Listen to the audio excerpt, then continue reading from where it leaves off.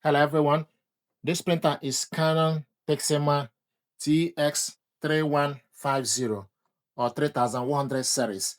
What I want to do is to show you how to replace or install the ink cartridges. Once you switch the printer on from this button, the next thing to do is to replace or install the ink cartridges. You need to push this paper rest inside, then open ink access door, wait for the ink holder to move and position itself to the center.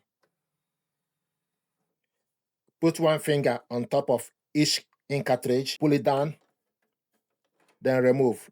This printer uses ink cartridge 546 is color. Push down the black. It's using 545 black. To install or replace the ink, you need to go inside. Make sure this contact part go in straight. So the black goes to the right, the colored one goes to the left. So we start with the black ink cartridge. Go in, then pull it up. Take the colored one, go in, pull it up.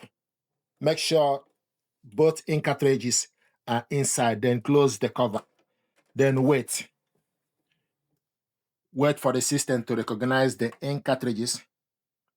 If you see any amber light on the C or B, it means that the ink cartridges is running low or there's a problem with the system or they are not installed properly. I'm going to show you now. Let's say if we open this door and remove the black ink, close the cover, you see a warning light highlighting. Going to put the ink back.